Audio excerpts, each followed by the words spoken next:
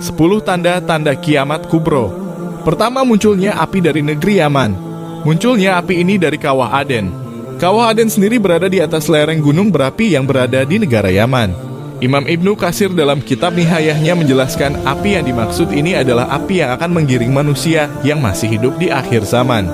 Api tersebut menggiring mereka dari berbagai penjuru bumi menuju ke negeri Syam sebagai tempat pengumpulan saat kiamat.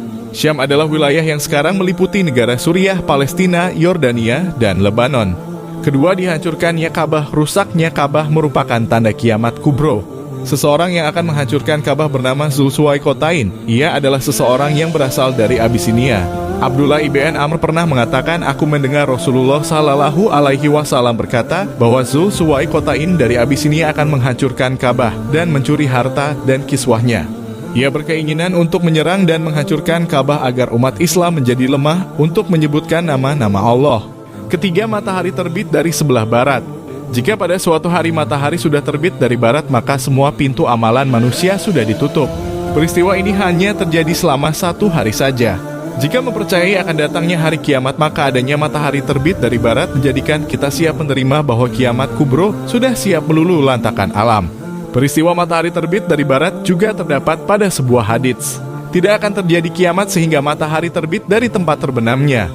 Apabila ia telah terbit dari barat dan semua manusia melihat hal itu, maka mereka semua akan beriman, dan itulah waktu yang tidak ada gunanya iman seseorang yang sebelumnya tidak beriman. Keempat, munculnya Imam Mahdi. Imam Mahdi adalah seorang yang sangat adil dan tidak ingin ada kezaliman dan permusuhan di dunia. Imam Mahdi adalah seseorang yang berasal dari keturunan Fatimah binti Muhammad dari garis Hasan bin Ali. Dahi yang dimiliki Imam Mahdi sangat lebar serta mempunyai hidung yang mancung, karena ia juga berasal dari garis turunan Rasulullah. Pada masa kepemimpinan Imam Mahdi, maka setiap umat manusia akan merasakan keadilan dan kemakmuran. Hal ini diperkuat dengan hadits tentang kepemimpinan Imam Mahdi yang artinya akan ada pada umatku Al-Mahdi, jika masanya pendek dia memerintah selama 7 tahun, jika tidak maka 9 tahun. Pada masa itu umatku akan mendapatkan kenikmatan yang belum pernah mereka rasakan sebelumnya. Mereka akan memperoleh banyak makanan dan mereka tidak akan menyimpannya pada saat itu. Harta begitu melimpah, ada seseorang yang mengatakan, wahai Imam Mahdi, berilah aku sesuatu. Lalu beliau mengatakan, ambillah. Kelima, munculnya Dajjal. Kemunculan Dajjal menjadi tanda kiamat kubro yang kelima. Kemunculan Dajjal bisa dikatakan sebagai ujian paling besar yang akan dihadapi manusia menjelang datangnya hari kiamat. Dajjal adalah seorang laki-laki yang berasal dari keturunan Nabi Adam yang keluar di akhir zaman. Dajjal sendiri memiliki ciri fisik seperti kedua matanya tertulis kafaro yang berartikan kafir. Tulisan itu hanya bisa dibaca oleh orang-orang yang beriman. Selain itu, mata kanan Dajjal buta dan biji matanya seperti buah anggur. Ketika pertama kali muncul di dunia, ia akan mengaku sebagai seorang yang saleh, kemudian mengaku sebagai nabi, dan yang terakhir mengaku sebagai Tuhan. Oleh karena itu, bagi umat Islam sudah semestinya untuk beriman dan meminta perlindungan kepada Allah dari fitnah Dajjal. Selain itu, kita juga harus berusaha menjauhi pertemuan dengan Dajjal agar tidak terpengaruh dengan fitnahnya seperti yang terdapat pada hadits berikut. Nabi Muhammad SAW bersabda, siapa saja mendengar tentang Dajjal maka menjauhlah darinya. Demi Allah, sesungguhnya seseorang mendatanginya dan mengira bahwa dia adalah orang yang beriman, lantas dia mengikutinya disebabkan syubhat yang dibawanya. Keenam, turunnya Nabi Isa. Setelah munculnya Dajjal di bumi yang menyebarkan fitnah dan membuat kerusakan di bumi, maka Allah mengutus Nabi Isa untuk turun ke bumi melawan Dajjal. Turunnya Nabi Isa ke bumi menjadi tanda kiamat kubra yang keenam. Turunnya Nabi Isa ke bumi sudah terdapat di dalam Al-Quran surah Ali Imran ayat 55. Ingatlah ketika Allah berfirman, wahai Isa, sesungguhnya aku mengambilmu, mengangkatmu kepadaku, menyucikanmu dari orang-orang yang kufur dan menjadikan orang-orang yang mengikutimu lebih unggul daripada orang-orang yang kufur hingga hari kiamat. Kemudian kepadakulah kamu kembali, lalu aku beri keputusan tentang apa yang selalu kamu perselisihkan. Seseorang yang beriman akan percaya dengan turunnya Nabi Isa ke bumi untuk memimpin dan memberikan arah yang baik dan benar, sesuai dengan ajaran Islam seperti yang terkandung di dalam surah Az-Zukhruf ayat 61. Dan sesungguhnya dia itu benar-benar menjadi pertanda akan datangnya hari kiamat. Oleh karena itu, janganlah sekali-kali kamu ragu tentang itu, dan ikutilah petunjukku, ini adalah jalan yang lurus. Ketujuh, munculnya binatang melata.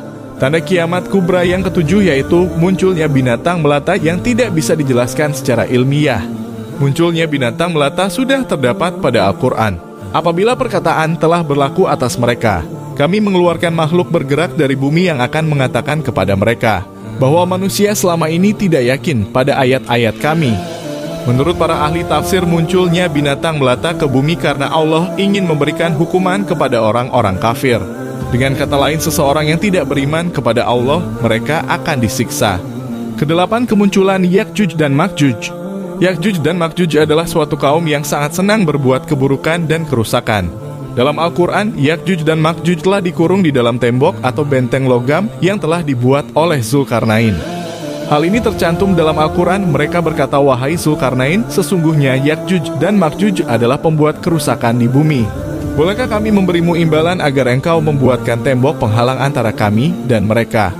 Kesembilan, terjadinya gempa bumi dahsyat. Tanda kiamat kubra yang kesembilan yaitu gempa bumi yang dahsyat serta bencana alam lainnya. Tanda kiamat ini juga dijelaskan dalam hadis yang diriwayatkan dari Abdullah bin Hawalah al-Asli. Rasulullah bersabda, "Wahai Ibnu Hawalah, jika engkau telah melihat khilafah tersebar dari Madinah hingga Syam, terjadi gempa-gempa, bala bencana, serta hal-hal menggetarkan lainnya. Maka pada saat itu terjadinya hari kiamat lebih dekat daripada jarak antara tangan dan kepalamu." Kesepuluh, munculnya kabut asap. Tanda kiamat kubra yang ke-10 yaitu munculnya kabut asap. Kabut asap dimunculkan oleh Allah untuk memberikan azab atau siksaan kepada manusia-manusia yang tidak beriman dan suka berbuat maksiat. Hal ini juga tercantum di dalam Al-Quran. Maka nantikanlah hari ketika langit mendatangkan kabut asap yang tampak jelas, yang meliputi manusia durhaka. Ini adalah azab yang sangat pedih. Demikianlah tanda-tanda kiamat kubro yang dijelaskan dalam Islam. Semoga video ini bermanfaat dan bisa menambah wawasan. Assalamualaikum warahmatullahi wabarakatuh.